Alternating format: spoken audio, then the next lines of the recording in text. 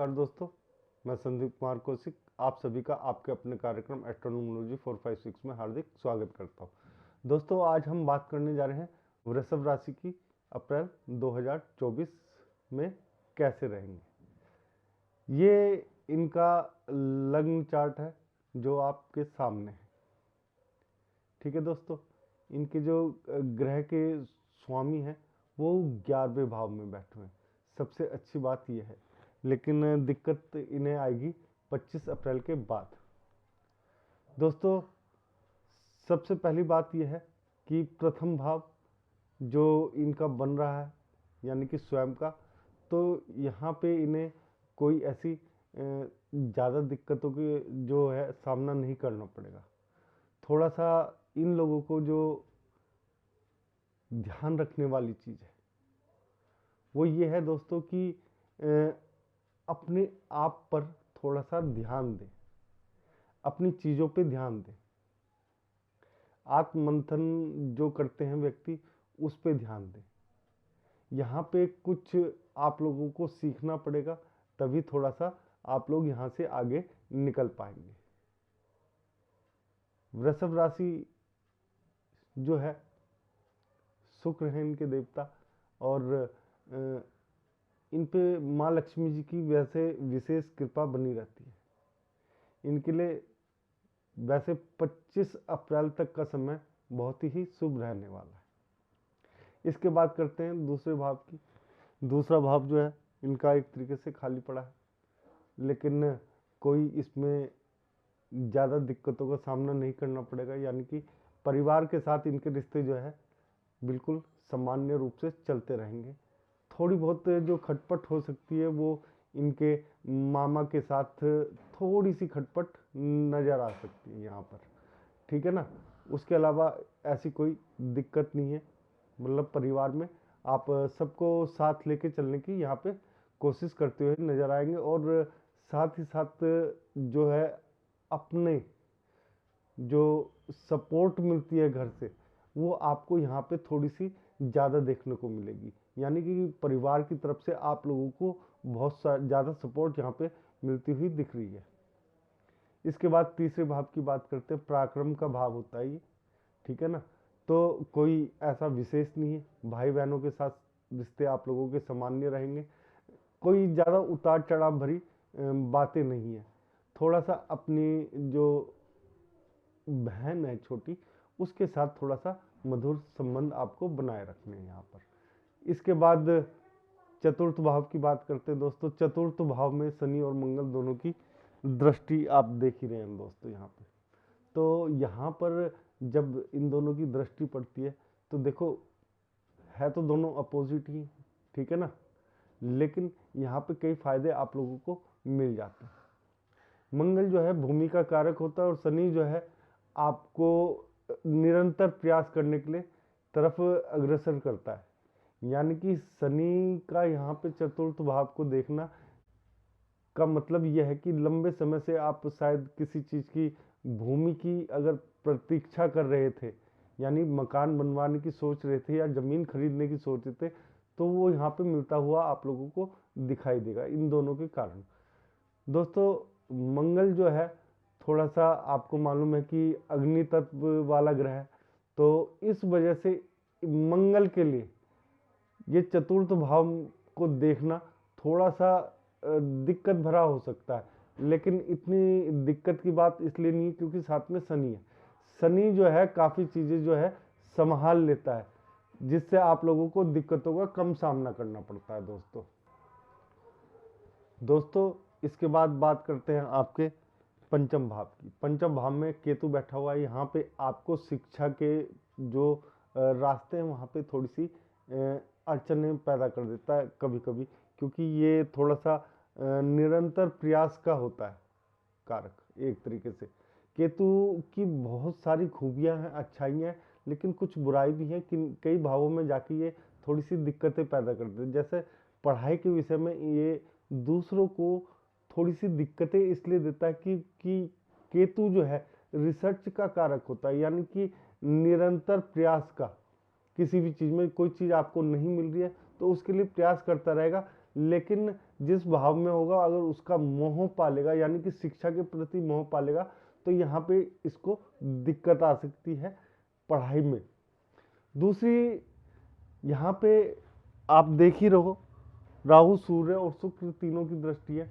प्रेम संबंध तो बने रहेंगे आपके, लेकिन लड़ाई झगड़े परस्पर चलते रहेंगे प्रेम संबंधों में आपके, यानी कि आपको कहीं ना कहीं थोड़ी सी दिक्कतों का सामना करना पड़ेगा प्रेम संबंधों में।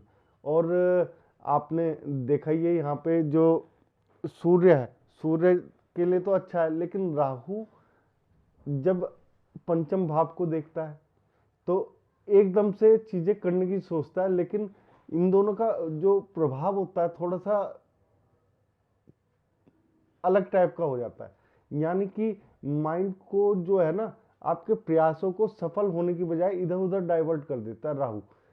सूर्य है, सूर्य आपको प्रेम संबंध की तरफ धकेलता तो है, लेकिन लड़ाई झगड़े भी कराता है। तो यानी कि ये ऊपर नीचे वाला हिसाब है इस वाले इसमें, मतलब या तो बिल्कुल ही अप हो जाएगा या बिल्कुल डाउन हो जाएगा, इस टाइप का चलेगा शिक्षा और प्रेम के संबंध में। सातवां भाव है, सातवें भाव को बुध और गुरु देख रहे हैं, तो यहाँ पे वाणी जो है आपकी थोड़ी सी दिक्कत में हो सकती है 12वें भाव में बुध के कारण, लेकिन गुरु यहाँ पे आपको काफी कुछ संभाल लेगा। पेट की समस्याओं से आप लोगों को सावधान रहना है, और जो शत्रु हैं, कहीं कोर्ट केस वगैरह चल रहा है आप लोगों का, तो वहां पे आप लोगों को यहाँ पे गुरु और बुध की वजह से, स्वयं की वजह से आप लोगों को फायदा हो सकता है। लेकिन बुध जब भी 12वें भाव में आता है तो वहां पे आप लोगों को वाणी के जो दिक्कत होती है, यानी कि दांतों से संबंधित, जुबान से संबंधित इस तरीके की जो समस्याएं होती है, हकला जाना, तो ये सारी चीजें होती है। किसी की भी कुंडली में 12वें भाव में अगर बुध बैठ जाते हैं तो उन व्यक्तियों को जुबान से संबंधित परेशानियां उत्पन्न हो जाती है, यानी बोलने में हकला जाना, रुक रुक के बोलना, बहुत सारी ऐसी चीजें होती हैं जो 12वें भाव में बुध के आने से हो जाती हैं दोस्तों। तो ये दिक्कतें यहाँ पे थोड़ी बहुत, मतलब कि अपनी बुद्धि पे कंट्रोल ना करके अगर आप अपने मन से बोलोगे तो यहाँ पे काफी ज्यादा आप लोगों को प्रॉफिट होता हुआ दिखाई देगा। इसके बाद सप्तम भाव की बात है। सप्तम भाव में जो है आप लोगों को जो पारिवारिक संबंध है, यानी पत्नी के साथ रिलेशन है, उसमें थोड़ा सा डाउनफॉल आ सकता है, ज़्यादा नहीं। वैसे आप लोग संभाल लोगे, यहाँ पे कोई ऐसी दिक्कत की बात नहीं होती, क्योंकि आपके जो स्वयं के शुक्रदेव हैं, ठीक है ना, तो उनसे दिक्कत नहीं आती। विवाह के बाद प्रेम संबंधों में ज़्यादा थोड़ा सा आप लोगों को जो एक्स्ट्रा अफेयर्स होते हैं उनसे सावधान रहना है। यहाँ पे व्यापार में आपकी डेली की इनकम जो करते हैं लोग, उनके लिए काफ़ी अच्छा यहाँ पे साबित होता हुआ दिखाई दे रहा है। उनकी डेली की इनकम जो है बढ़त में जाती रहेगी, डाउनफॉल नहीं आएगा। 25 तारीख तक तो बिल्कुल नहीं आएगा दोस्तों, ठीक है। उसके बाद अष्टम भाव की बात करते हैं, यानी कष्ट का भाव है। तो यहाँ पे कुछ ऐसा होता हुआ नहीं दिखाई दे रहा आप लोगों के साथ कि आप लोगों को कुछ बड़ी समस्याओं का सामना करना पड़े। नॉर्मल जैसा होता है वैसा ही चलता रहेगा, कोई बहुत ज़्यादा अप या डाउन नहीं रहेगा। इसके बाद 9वें भाव में भाग्य भाव है आपका, तो भाग्य भाव पे यहाँ पर आप लोगों को थोड़ा सा स्ट्रगल हो सकता है, थोड़ा सा, लेकिन वो स्ट्रगल जो है वो आपको नए रास्ते खोल कर देगा दोस्तों। यहाँ पर अगर उस स्ट्रगल को आप पार कर जाते हो तो आने वाले समय के लिए आपके लिए वो काफ़ी अच्छा होगा, क्योंकि 25 तारीख तक तो आपके लिए बहुत ही अच्छा है। इसके बाद 10वें भाव की बात करते हैं दोस्तों। यहाँ पे शनि और मंगल बैठे हुए हैं, तो देखो शनि और मंगल 10वें भाव में, शनि की स्वयं की राशि है, ठीक है ना, स्वयं का घर है। तो यहाँ पे तो देखो आपको अच्छे रिजल्ट मिलने ही मिल रहे हैं। मंगल साथ में, तो मंगल यहाँ पे शनि के साथ मिलके आप लोगों को थोड़ी सी ऊंचाइयों पे ले जा सकता है। बस पिता के चरण स्पर्श करते रहिए, पिता का आशीर्वाद बना रहे आप लोगों पे, आप उनकी हर बातें माने, उनके हर कार्य में साथ दें, तो इससे आप लोगों को बहुत ही ज़्यादा फायदा होता है यहाँ पे दिखाई देगा। यहाँ पे मंगल होने के कारण आप अगर अपने भाई, बड़े भाई के साथ थोड़े संबंध सुधार के रखें तो उसका भी आप लोगों को यहाँ पे काफ़ी फायदा होगा। उनकी वजह से आपको कोई नई डील मिल सकती है। वैसे तो ओवरऑल आपके लिए ये महीना जो है पैसों के लिहाज से हर व्यक्ति के लिए काफ़ी अच्छा साबित होगा अप्रैल का, ठीक है ना, वृषभ राशि के लिए। यहाँ पे आप लोगों को कोई ऐसी बड़ी समस्या का सामना नहीं करना पड़ेगा। 25 के बाद थोड़ी सी इनकम डाउन हो जाएगी, लेकिन इतनी भी नहीं होगी। अब बात करते हैं दोस्तों 11वें भाव में। 11वें भाव में राहु, सूर्य और शुक्र तीनों बैठे हुए हैं। 11वें भाव में शुक्र मेरे अपने हिसाब से, देखो मैंने जिसके भी देखा है उन्हें बड़ी सफलता मिलते हुए देखा है। साथ में राहु आ जाता है तो दोस्तों देखो सूर्य तो चला ही जाएगा, सूर्य 14 तारीख को यहाँ से निकल जाएगा, तो और 25 अप्रैल को शुक्र चले जाएंगे, ठीक है ना। तो यहाँ पे आप लोगों के लिए 14 से, यानी कि 14 तारीख से और ये 25 तारीख के जो बीच का समय है, ये एक तरीके से गोल्डन पीरियड है दोस्तों। इस गोल्डन पीरियड में आप लोगों के लिए अचानक से धन की वर्षा हो सकती है, यानी कि किसी प्रकार से रास्ते खुल सकते हैं, कई प्रकार के रास्ते खुल सकते हैं। यहाँ पे एक प्रकार के रास्ते से आपके पास धन नहीं आएगा, कई प्रकार के रास्तों से धन आ सकता है, या आप अपना पैसा जो है ले सकते हैं। रुका हुआ पैसा भी आपको यहाँ पे मिल सकता है यहाँ पे राहु के कारण। तो यहाँ पे आप लोगों को ज़्यादा दिक्कतों का सामना नहीं करना पड़ेगा। ये जो है पैसों के मामले में गोल्डन पीरियड है आपका, यानी कि 14 से लेकर 25 के बीच का जो समय, यानी 11 दिन का ये समय है, बहुत ही बेहतरीन समय है। इसका उपयोग जो है कुछ पैसा अपने बचत करने में भी लगा देना। 12वें भाव में जो है आपके गुरु हैं और साथ में बुध है। गुरु जो है यहाँ पे देखो आपको थोड़ा सा आध्यात्मिक बना देता है, ठीक है ना। जैसे 12वें भाव में अधिकतर ग्रह जो है आध्यात्मिक बना देते हैं आप लोगों को, ठीक है। लेकिन यहाँ पे सूर्य नहीं होना चाहिए। सूर्य जो है आध्यात्मिक तो बनाता है आपको यहाँ पे, लेकिन कॉमर्शियल रूप से, समझ रहे हो।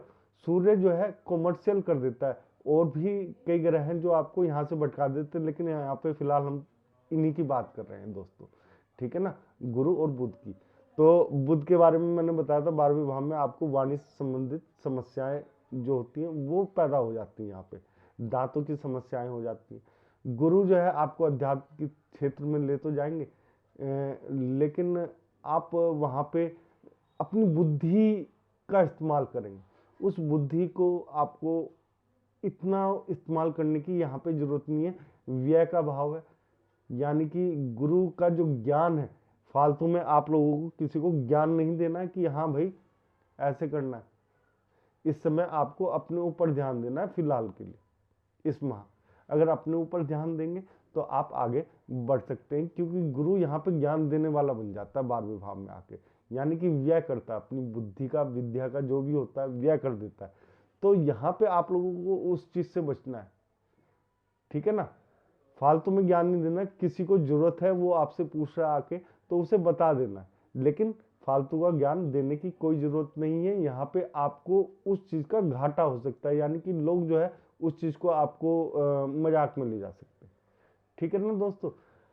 अगर आप लोगों को हमारा आज का ये प्रोग्राम पसंद आया तो ज़्यादा से ज़्यादा लाइक करें, शेयर करें और हमारे चैनल को सब्सक्राइब करना ना भूलें। जय श्री राम दोस्तों।